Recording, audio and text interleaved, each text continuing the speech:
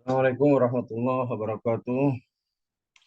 Kuliah kita kali ini temanya adalah Tuhan yang Maha Esa dan Ketuhanan atau filsafat ketuhanan. Dia ada 5 sub bab yang mau kita bahas. Yang pertama adalah falsafah agama, kedua nanti fungsi agama bagi kehidupan, ketiga prinsip-prinsip kehidupan, keempat sumber ajaran agama Islam, dan yang terakhir konsep ketuhanan, pandangan Islam. Yang pertama kita bahas tentang Tuhan, filsafat agama ya. Judulnya tadi Tuhan yang Maha Esa dan Ketuhanan. Kita bahas filsafat ketuhanan atau filsafat agama. Filsafat itu berasal dari bahasa Yunani atau philo, ya, artinya cinta. Sophie itu artinya kebijaksanaan atau kebenaran.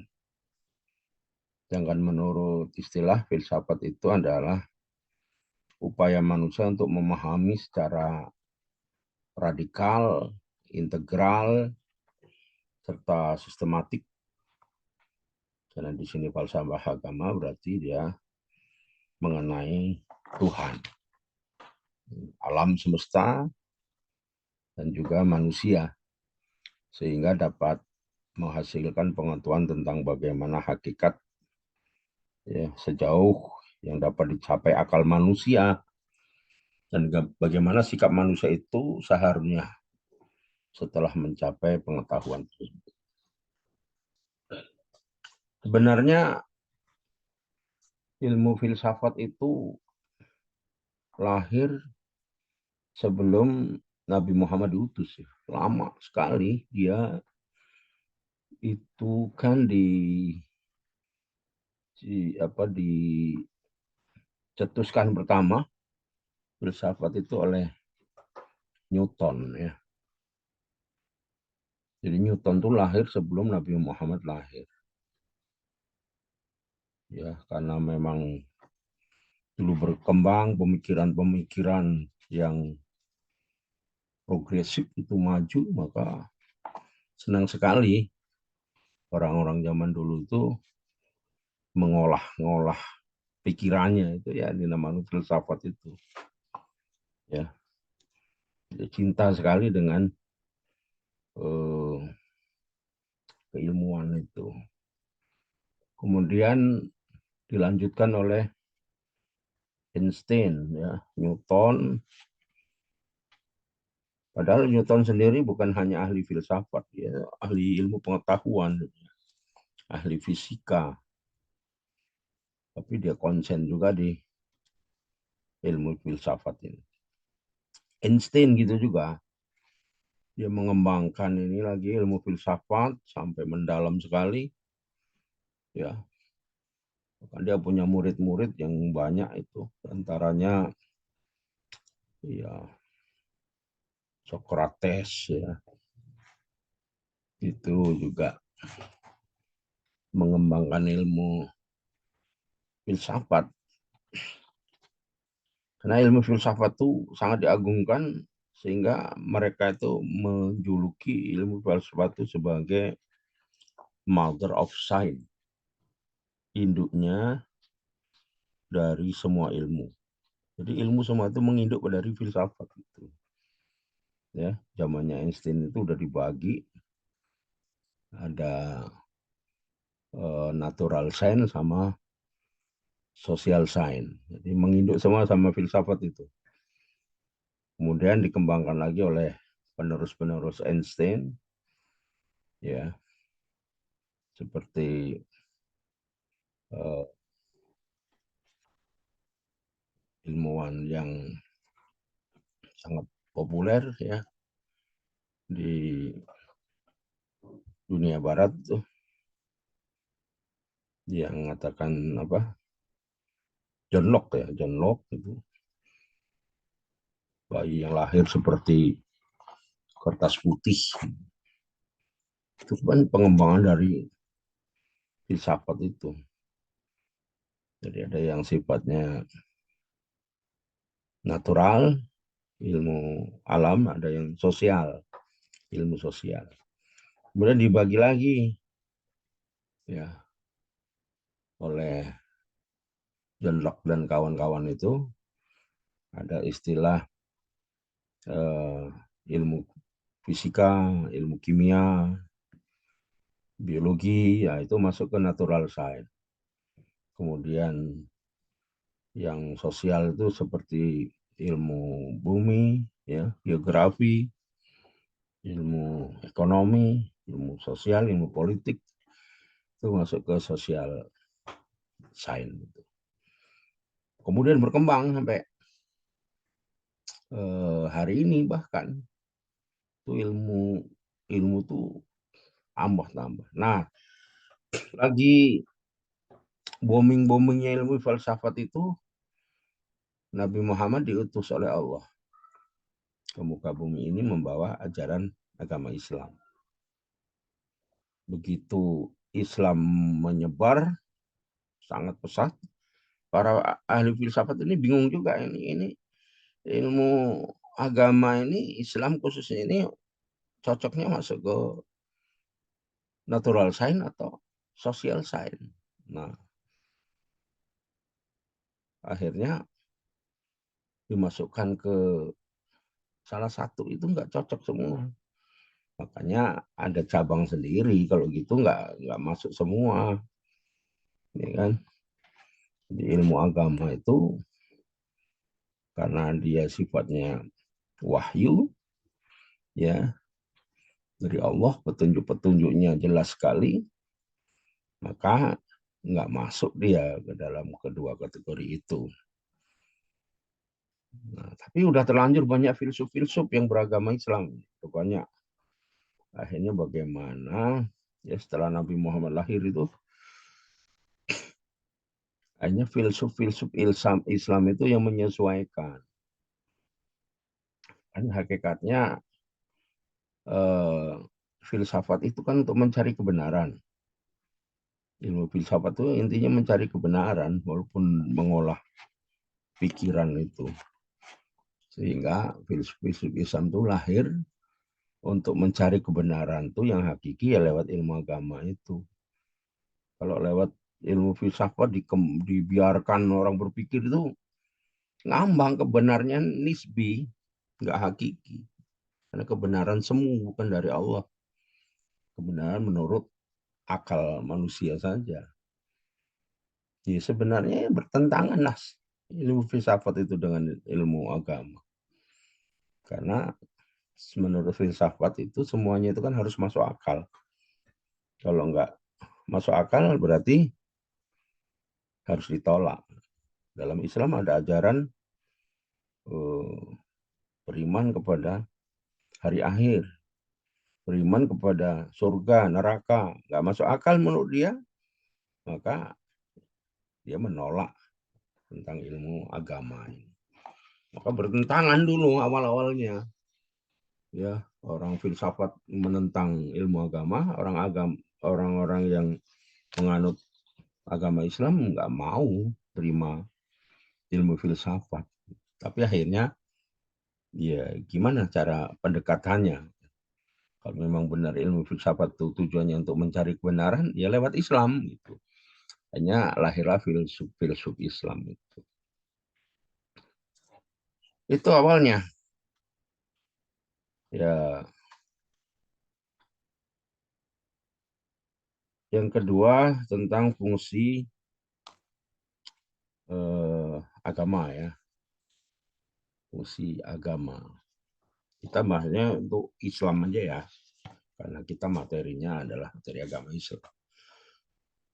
Fungsi agama itu kan ada fungsi individu, ada fungsi masyarakat, dan fungsi untuk negara, kan.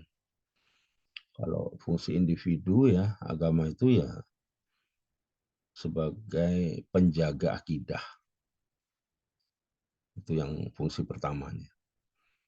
Jadi agama Islam itu bisa menjaga akidah seseorang yang beragama Islam. Sehingga tidak menyimpang akidahnya. Akidah itu kan urusannya keimanan. Ya, iman. Yang rukun iman ada 6 itu.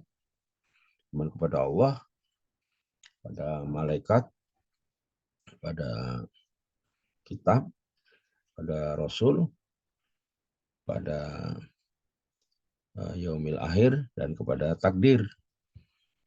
Nah, itu harus benar akidahnya itu. Kepercayaan kepada rukun iman ini juga harus benar. Itu fungsi agama yang pertama untuk individu. Fungsi yang kedua adalah menjaga syariat. Syariat itu kan kalau yang untuk individu itu adalah ibadah dan muamalah. Jadi ibadahnya itu nggak ngawur kalau dia beragama Islam. Nggak semaunya sendiri, ada aturannya. Ya, khususnya ibadah mahzah itu.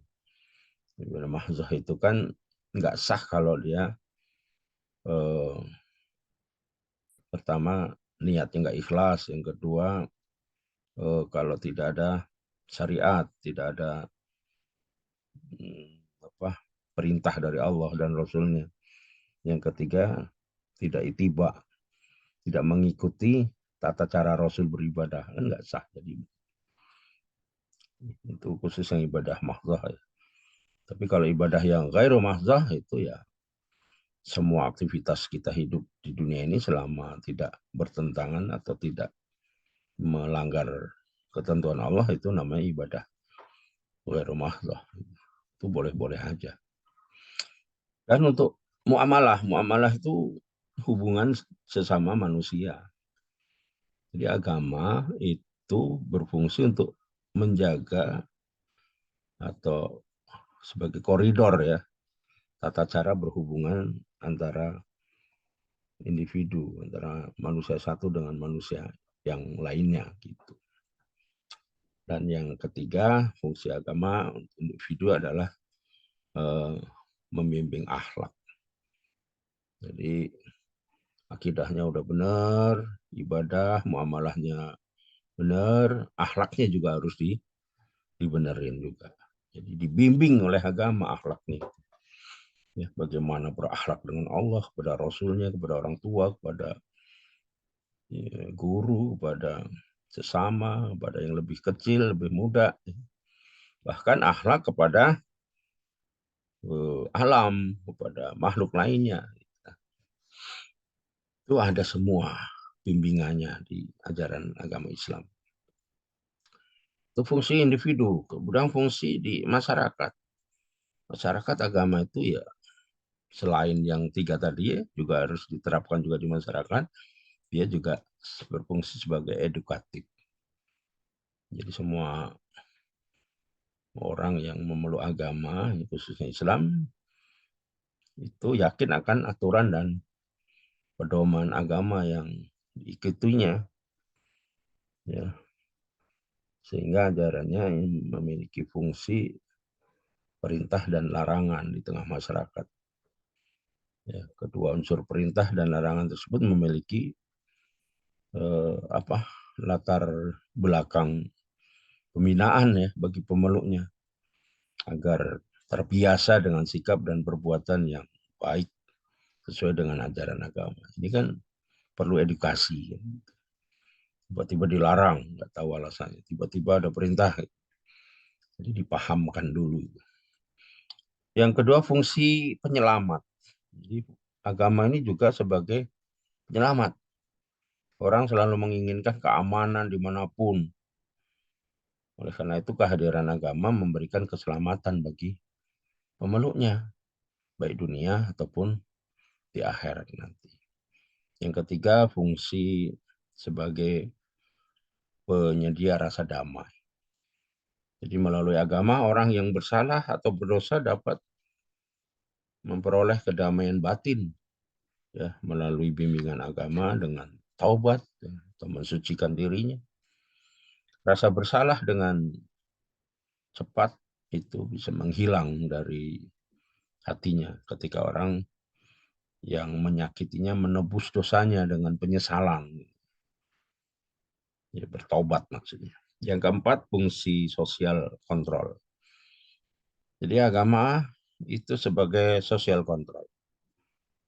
Para penganut agama akan terikat hatinya pada ajaran yang dipeluknya, baik secara individu ataupun secara kelompok. Yang kelima, berfungsi menjadi pengikat rasa solidaritas. Jadi penganut agama yang secara psikologis serupa akan menemukan bahwa mereka itu memiliki satu kesatuan iman dan keyakinan yang sama dimanapun dia berada. Maka sudah selayaknya kalau ada saudara kita di belahan bumi manapun, kita terpanggil tuh rasa solidaritas, rasa empati kita untuk saling membantu dan mendoakan. Contohnya sekarang ya, saudara kita di Palestina dijajah oleh Yahudi, Zionis Yahudi laknatullah. Maka kita kalau enggak terbetik hatinya untuk membantu saudara kita baik dengan doa ataupun dengan materi yang kita miliki, jadi enggak punya rasa empati itu, maka jangan-jangan kita sendiri bermasalah ya. Keimanan kita itu bermasalah. Kalau melihat saudaranya dizalimi orang, kita tenang-tenang saja. Yang keenam, fungsi transformatif itu menjadi apa itu kehidupan itu menjadi lebih maju, lebih baru lagi melalui agama yang dipahaminya, diyakininya. Jadi transformatif itu maksudnya adalah membuat seseorang itu berubah lah ya. Yang ketujuh, fungsi kreatif. Jadi dapat mendorong juga agar lebih produktif. Tidak hanya untuk diri sendiri, tapi untuk kepentingan orang banyak. Ya, agama tidak hanya disuruh mengikuti pola hidup dan pekerjaan yang sama setiap hari, tapi juga harus berinovasi ya dan membuat penemuan baru. Yang kedelapan, fungsi sublimatif. Ya, ajaran agama mensucikan semua usaha manusia, sekuler maupun religius, semua ikhtiar manusia bila dilakukan dengan niat yang tulus, tidak bertentangan dengan norma-norma agama, itu adalah untuk dan dalam ibadah kepada Allah Subhanahu wa taala. Dan fungsi untuk negara ya. Ya, negara juga harus menjalankan aturan ini tidak melanggar perintah Allah. Ya, paling tidak dia melihat keinginan masyarakatnya untuk melaksanakan ibadahnya sesuai dengan kepercayaannya itu. Ya, misalnya bagaimana pemerintah menyelenggarakan sistem ekonominya sesuai enggak dengan nilai-nilai agama atau malah bertentangan. Bagaimana menjalankan sistem pendidikan, ya, sistem apa pemerintahan, ya, sosial, ekonomi, budaya, pertahanan, politik, itu semua pemerintah harus menjalankannya sesuai dengan nilai-nilai aturan dari Allah. Ya, paling tidak kalau tidak didapat itu aturan dari Allah, tidak bertentangan dengan aturan-aturan Allah. Kemudian subbab yang ketiga yaitu prinsip kehidupan. Ya. Jadi agama ini adalah sebagai prinsip kehidupan. Jadi Al-Quran memberikan tuntunan meraih hidup sukses itu di dalam dunia dan di akhirat. Bukan hanya akhirat saja, di dunia ini juga kita perlu mencarinya untuk bisa sampai sukses. Contohnya dalam surat Al-Qasas ya, yang Allah firmankan di ayat ke-77. Wabtaghi fima ataqallaha daral akhirah wa la tansa nasibaka minad dunya wa ahsin kama ahsanallahu ilaika wa la tabghil fasada fil ard. Dan carilah olehmu ya akan kebahagiaan hidup di akhirat, dan janganlah kamu melupakan bagianmu dari kenikmatan hidup di dunia. Berbuat baiklah sebagaimana Allah berbuat baik kepadamu, dan janganlah kamu membuat kerusakan di muka bumi. Innallaha la yuhibbul mufsidin. Allah tidak suka dengan orang yang berbuat kerusakan.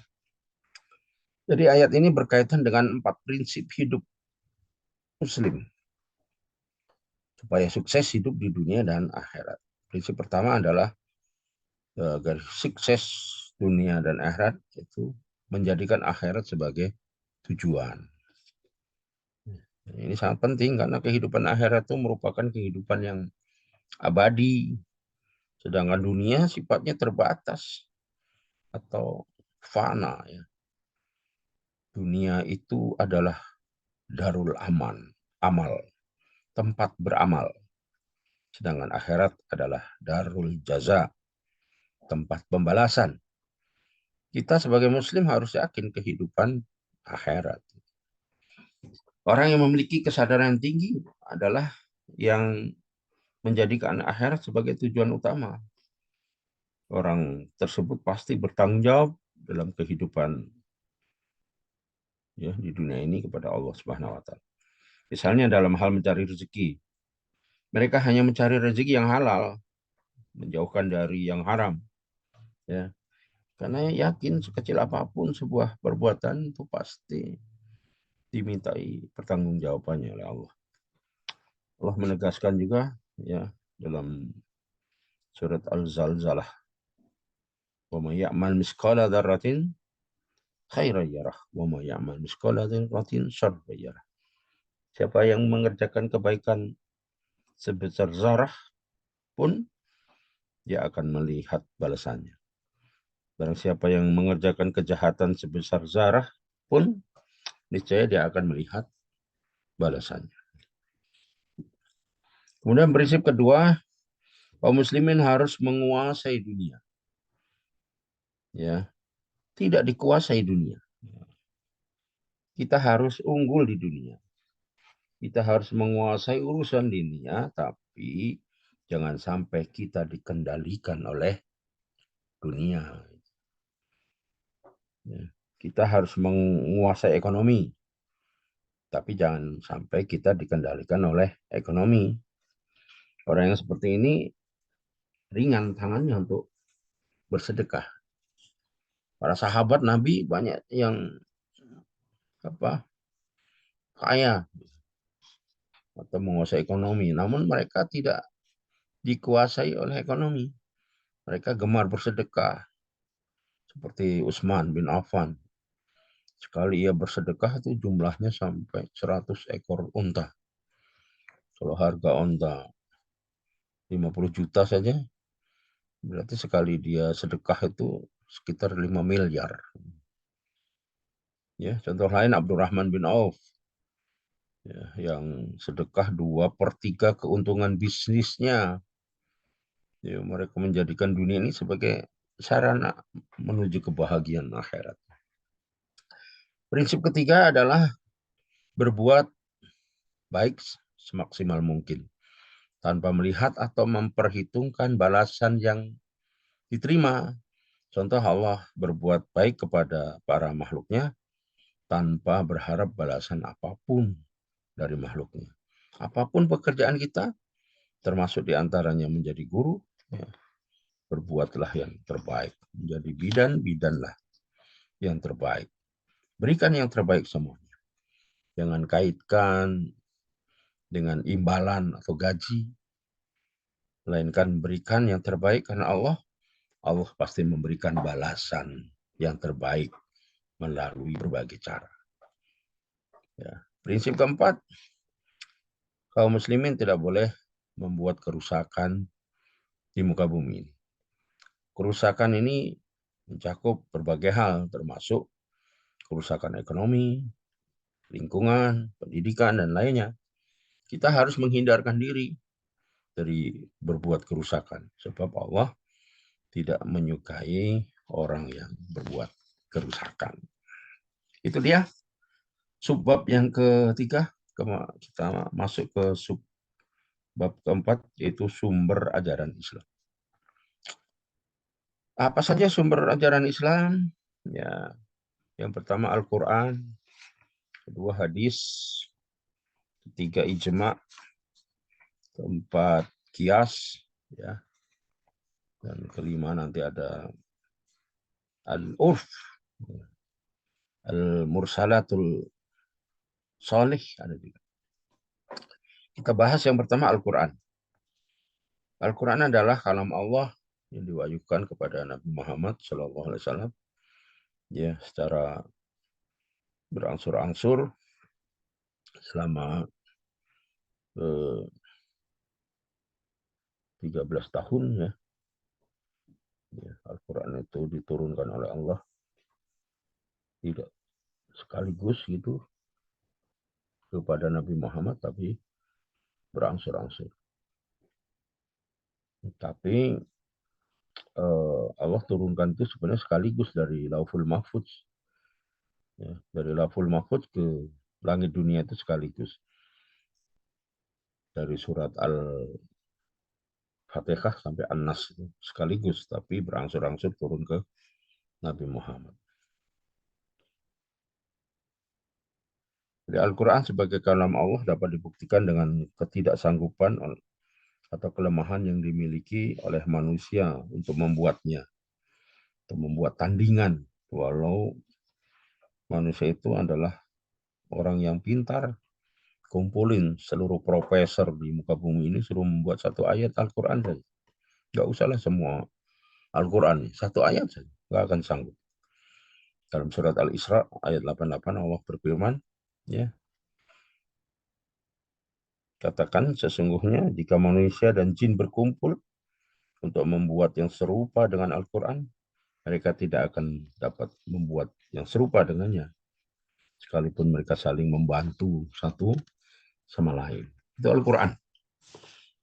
Jadi dia dijaga keasliannya oleh Allah sampai hari akhir. Tidak ada yang bisa menyerupai, membuat, meniru, atau mengganti satu huruf saja akan ketahuan. Inna nahnu nazalna dzikra wa inna lahu lahafizun. Kami yang menurunkan Al-Quran, kami yang akan menjaganya. Yang kedua hadis. Jadi seluruh umat Islam itu telah sepakat dan berpendapat serta mengakui bahwa sabda, perbuatan, dan persetujuan Rasulullah adalah sumber hukum Islam yang kedua setelah Al-Quran.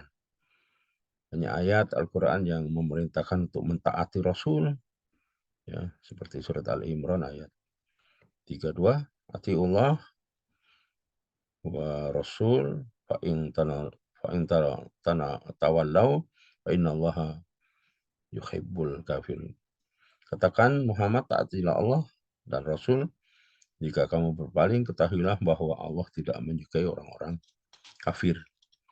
Di hadis sebagai sumber hukum yang kedua berfungsi sebagai penguat, sebagai pemberi keterangan, sebagai pentaksis keumuman, dan membuat hukum baru yang ketentuannya tidak ada dari Al-Quran. Hukum yang ditetapkan oleh Allah, ya, kemudian dipertegas Rasulullah SAW Ada kalanya atas petunjuk ilham dari Allah, dan ada kalanya berasal dari istihad Rasul sendiri. Yang ketiga, sumber hukum Islam adalah ijma'. Imam Syafi'i memandang ijma' sebagai sumber hukum setelah Al-Quran dan hadis. Ya, dalam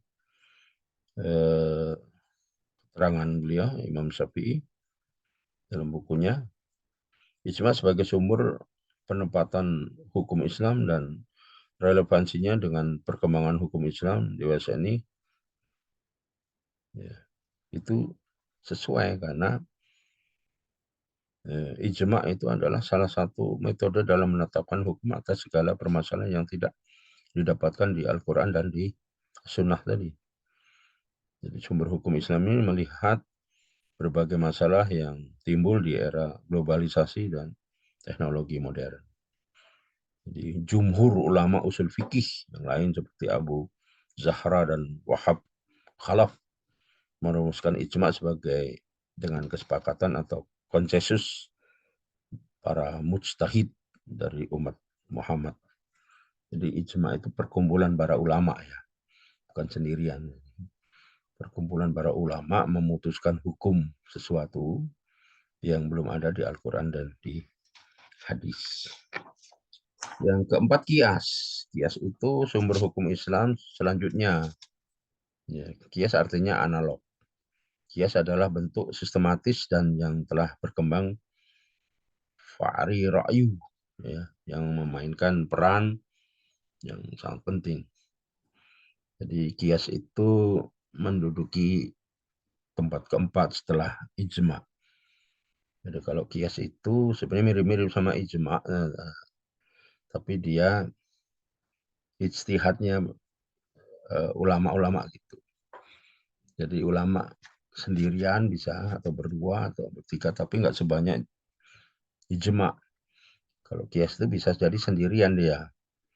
Kias itu kan nyari hukum yang mirip-mirip lah. Di Al-Quran atau di hadis ada nggak yang mirip dengan ini? Gitu. Karena nggak ketemu. Misalnya itu biasanya perkara-perkara di zaman sekarang. Ya, contohlah hukum merokok. Merokok itu hukumnya apa sih? Dicari di Al-Quran nggak ada, di hadis nggak ada. Tapi dikiaskan, akhirnya kias itu dengan apa ya? Dikiaskan dengan narkotik misalnya. Bisa kecanduan. Narkotik itu ada dasar hukumnya di hadis misalnya, dilarang, berarti rokok juga dilarang. Atau dikiaskan dengan bunuh diri misalnya. Di Al-Quran kan nyatakan bunuh diri itu haram. Atul hikum amfusakum ila tahlukah. Jangan kamu bunuh diri. Karena dosa, perbuatan bunuh diri itu dosa. Nah, rokok itu termasuk bunuh diri nggak? Iya. Orang pabrik rokok aja nulis sendiri di bungkusnya itu kan. Merokok membunuhmu. Itu artinya orang yang merokok itu bunuh diri. Nah, kalau bunuh diri kan berarti dosa orang yang merokok itu. Yang terakhir, sebab terakhir adalah konsep ketuhanan dan pandangan Islam.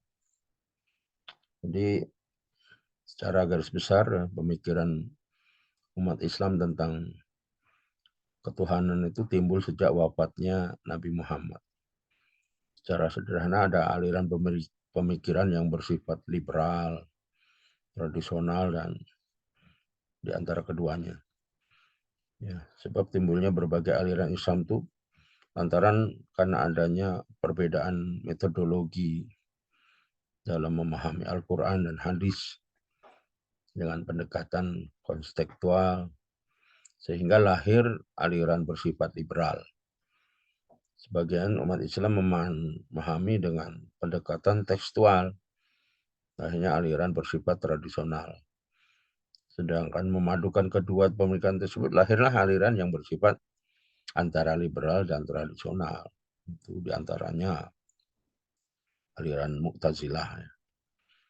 Jadi disebut kaum rasional yang menekankan pemakaian akal secara intensif dan berlebihan dalam memahami semua ajaran dan keimanan.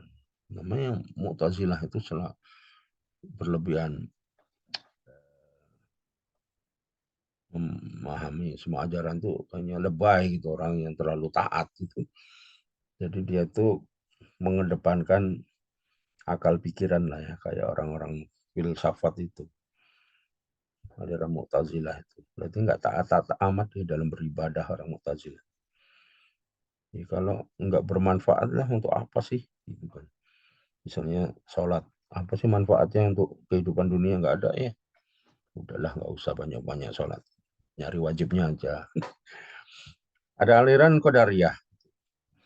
Qadariyah itu manusia mempunyai kebebasan dalam berbuat dan berkehendak. Maksudnya kita ini ya percaya sih sama Allah, tapi yang menentukan kita jadi bagaimana ke depannya ya diri kita. Misalnya kita mau sukses eh, dalam urusan ekonomi ya harus mumpuni belajar ekonomi. Misalnya kita pengen pinter ya belajar, pengen apalagi ya sukses semualah kehidupan dunia ini ya harus ditekuni betul. Nah itu ya dia hanya ya Allah itu mentakdirkan setelah kita itu semua katanya. Artinya nggak doa itu kurang banget bagi mereka karena dia kurang meyakini itu doa-doa itu nggak akan bisa merubah kita ini keadaan kita ini. Kalau kita mau pinter ya belajar gitu, kalau mau sehat ya makan yang bergizi kayak gitu aja. Kebalikannya dengan aliran Jabariyah. Jabariyah itu serba nerimo, manusia tidak mempunyai kemerdekaan walaupun kita udah berusaha keras. Ya ujung-ujungnya kalau Allah mau kasih kita miskin ya tetap miskin lah ya. Kita mau belajar itu ya kalau kita memang sama Allah dikasih otak yang tumpul ya tetap bodoh lah gitu. Itu aliran Jabariyah, kebalikan dari Qadariyah yang terlalu optimis. Kalau Jabariyah ini pesimis gitu. Dan ada aliran Asy'ariyah dan Maturidiyah. Ini sebenarnya agak mending lah ini yang kedua ini. Sudah mendekati aliran yang kita anut sekarang itu Ahli Sunnah wal Jamaah. Itu aliran-alirannya yang ada berkembang di dunia saat ini. Di Indonesia juga. Walaupun di Indonesia ini lebih banyak lagi nanti pecahannya ya. Ada NU, ada Muhammadiyah, ada Salafi, ada HTI, ada FPI, ada ada Persis, ada wah macam-macam. Sehingga mana ini aliran-aliran ini sebenarnya eh, apa dibolehkan enggak atau sebenarnya malah makin jauh dari Islam. Padahal ada ininya ya, ada pakemnya lah, ada rambu-rambunya. Selama dia memang masih eh, ahli sunnah wal jamaah, pecahan-pecahannya itu ya, ya silakan aja sebenarnya. Karena dia cara berpikirnya aja yang berbeda. Tapi patokannya sebenarnya kita ini ahli sunnah wal jamaah di Indonesia. Kalau udah bukan ahli sunnah wal jamaah ya seperti Syiah itu udahlah sesat itu. Atau Ahmadiyah udah sesat itu. Karena dia punya nabi sendiri. Syiah itu punya Al-Quran sendiri kan gitu aneh. Itu materi kita tentang Tuhan yang Maha Esa dan ketuhanan atau filsafat ketuhanan mudah-mudahan dapat dipahami dan bisa eh, dimengerti dengan baik ya. Dari Abi cukup sekian. Assalamualaikum warahmatullahi wabarakatuh.